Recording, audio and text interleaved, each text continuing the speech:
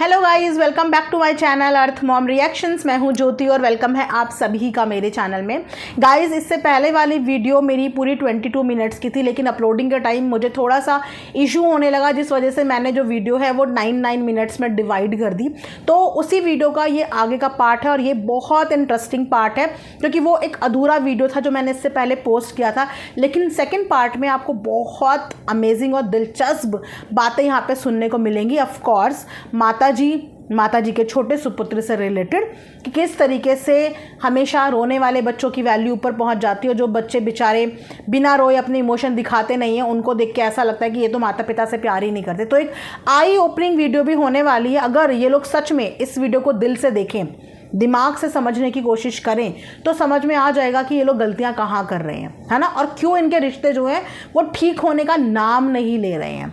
तो वीडियो को एंड तक ज़रूर देखें। और अगर आप लोगों को ये सूट पसंद आ रहा है, इसके साथ आपको दुपट्टा भी मिलेगा, फुल लेंथ फोटो है, काफ़ी अच्छा है, कॉटन का सूट है। तो इसका लिंक मैं आप लोगों को इसी वीडियो के कॉमेंट सेक्शन में पिन कर दूंगी, आप वहाँ से जाके ले लेना। और अब इस वीडियो को आप लोग इंजॉय। कैसा, मतलब मैं समझ नहीं पाती ये कैसे नियम कानून है इन लोगों के, कि इमोशन भी सेलेक्टिव लोगों के लिए है।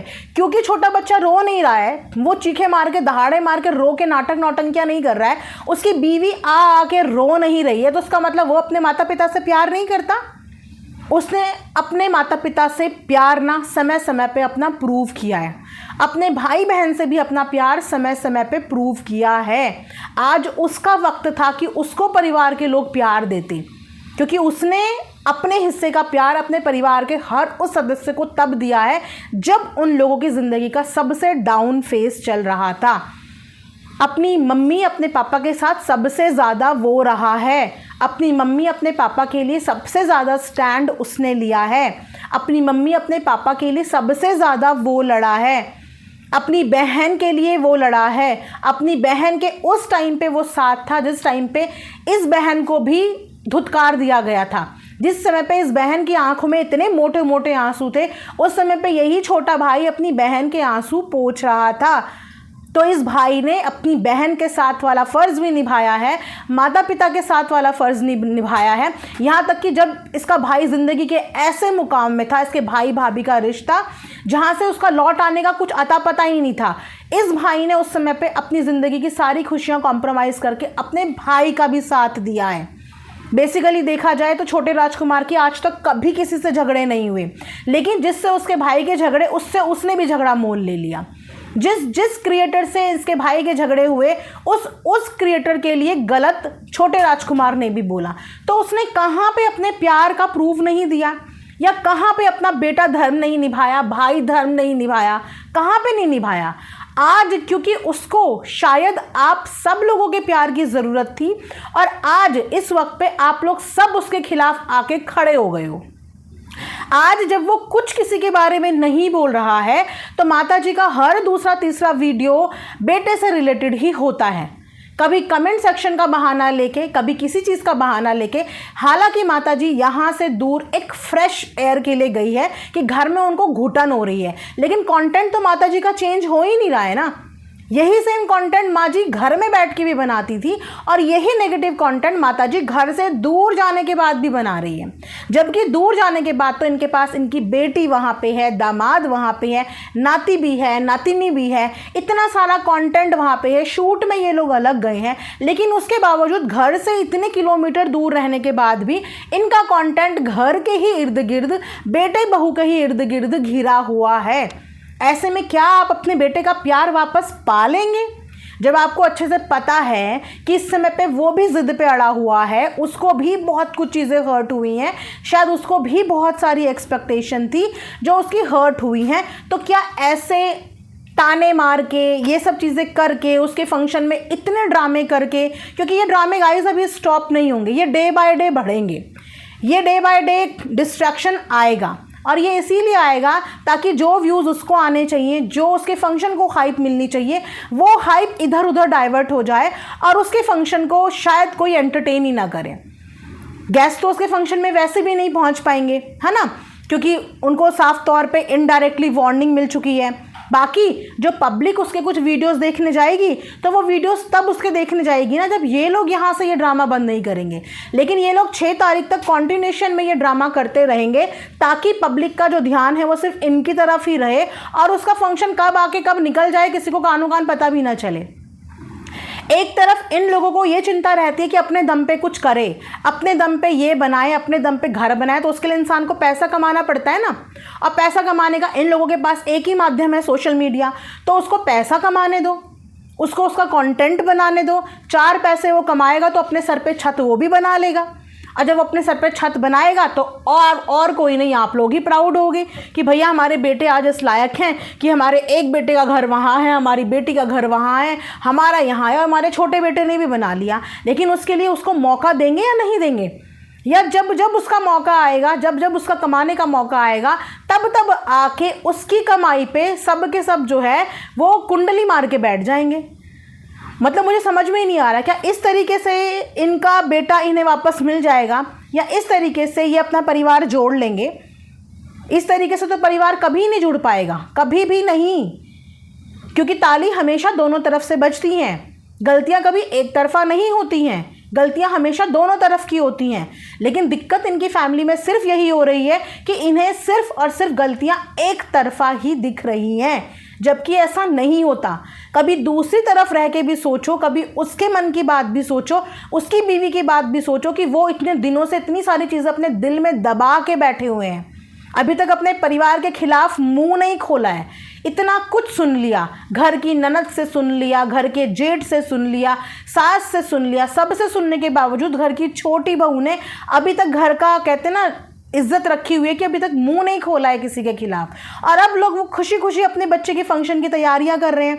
अगर आप किसी के फंक्शन में कंट्रीब्यूट नहीं कर सकते, अगर आपको नहीं मदद करनी है, अपना कंट्रीब्यूशन नहीं देना है, तो कम से कम उस फंक्शन को राजी खुशी के साथ संपन्न तो हो जाने दो।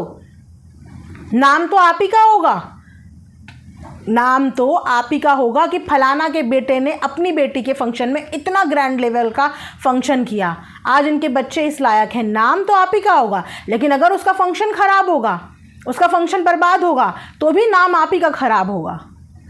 अगर आप लोग उस फंक्शन में नहीं दिखेंगे तो भी सोसाइटी में, समाज में नाम आप ही लोगों का खराब होगा, और किसी का कुछ नहीं जाएगा। यहाँ पे आपके बेटे का पैसा भी जाएगा, उसकी मेहनत भी जाएगी, उसके इमोशंस भी जाएंगे, यही सब होगा ना।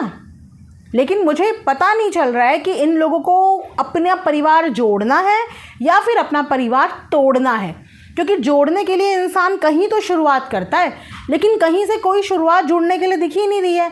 और अगर नहीं भी जुड़ रहा है अभी, तो थोड़े टाइम तक खामोश हो जाओ, एक दूसरे से स्पेस बनाओ, अपना अपना अलग अलग काम पे फोकस करो, छोड़ दो सबको सबके हाल पे। जब सही समय आएगा, चीज़ें सही होंगी तो चीज़ें सही भी हो जाएंगी, लेकिन उसके लिए आपको जगह और गुंजाइश करनी पड़ती है।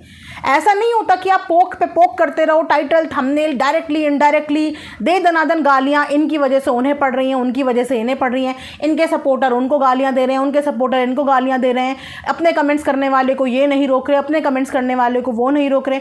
ऐसे करके घर बस जाता है, ऐसे करके चीज़ें ठीक हो जाती हैं, ऐसे करके चीज़ें कभी भी ठीक नहीं होती और हो ही नहीं सकती।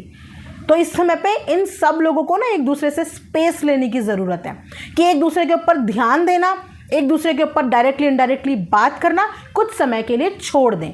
जब जिसको जिसकी कमी का एहसास होगा वो अपने आप लौट के आएगा, अपने आप लौट के। लेकिन ज़ोर ज़बरदस्ती से ये सब ड्रामा करके आप अपने करीब नहीं, अपने से दूर कर रहे हो। और किसे दूर कर रहे हो? उस मासूम छोटी सी बच्ची को, उसको दूर कर रहे हो, उसके फंक्शन को ख़राब करने की कोशिश कर रहे हो। मतलब खुश होना चाहिए, खुश होना चाहिए कि आपके घर में आई हुई लक्ष्मी का पहला फंक्शन है। आप लोगों को तो रोज़ इस बात के लिए दुआ करनी चाहिए कि हे भगवान, हमारे घर का ये पहला कार्य है, हमारी बच्ची का, राजी खुशी के साथ इसको संपन्न कर देना प्रभु, इसमें कोई अड़चन ना आए।